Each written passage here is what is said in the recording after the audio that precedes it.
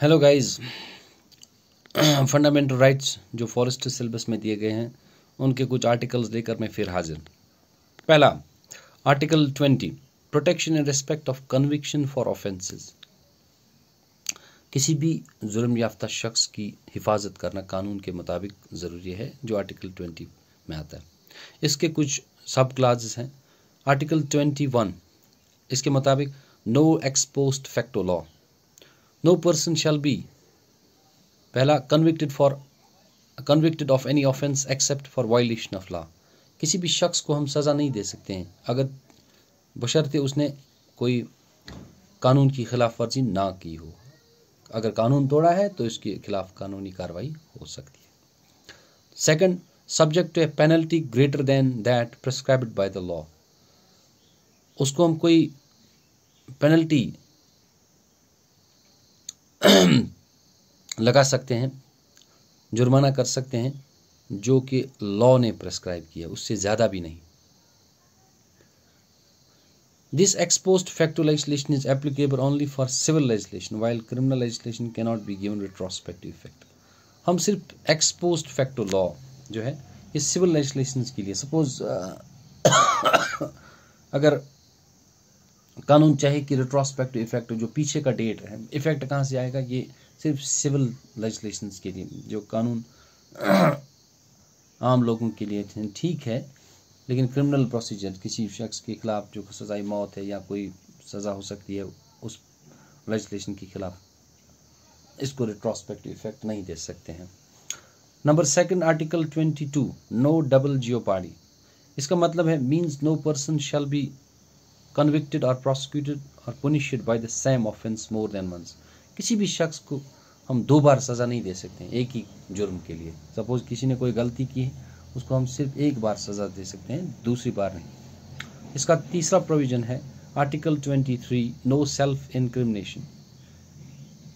No person shall be compelled to be witness against himself. किसी भी शख्स को हम अगर उसने जुर्म किया है या नहीं भी किया है, उसको हम अपना ही विटनेस नहीं बना सकते हैं, गवाह नहीं बना सकते हैं अपने खिलाफ। इसके बाद आता है article 21, right to life and personal liberty. That is no person shall be deprived of his life और personal liberty except according to the procedure established by law. हर किसी को शख्स को जिंदा रहने का हक है और आज़ादी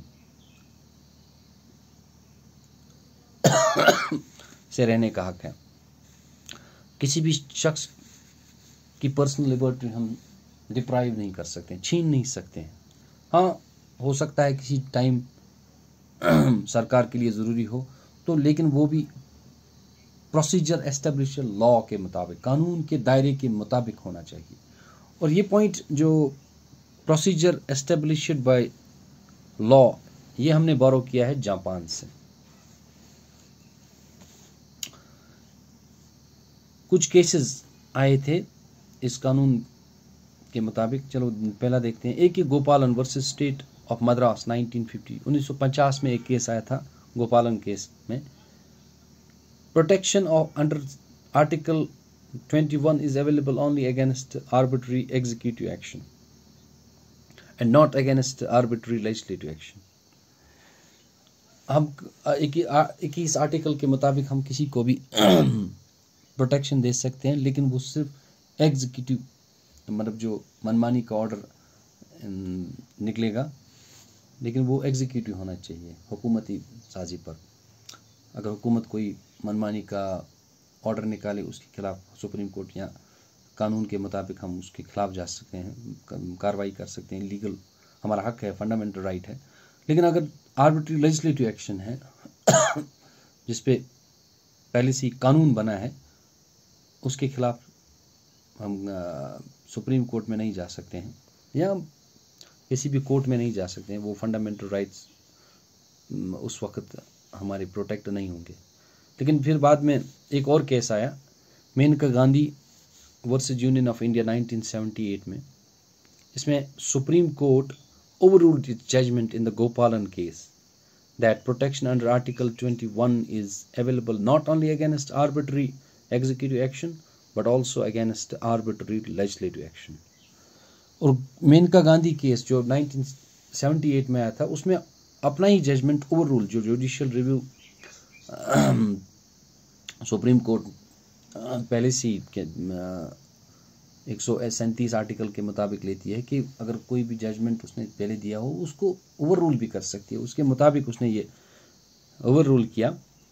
और इसने कहा कि अगर लेजिस्लेटिव एक्शन भी किसी के खिलाफ उसका पर्सनल लिबर्टी डिप्राइव करती है, छीनती है, तो वो अपना कानूनी हक, फंडामेंटल राइट्स के मुताबिक वो लड़ सकता है। इस केस में, in this case, supreme court introduced American expression due process of law. और अगर किसी भी टाइम आया कि ड्यू प्रोसेस ऑफ लॉ कहाँ से बोरो किया गया है, तो ये आया है अमेरिका से। ओके, आज के लिए इतना काफ़ी। वीडियो को लाइक और शेयर ज़रूर कर लेना, चैनल को सब्सक्राइब कर लेना। Thank you.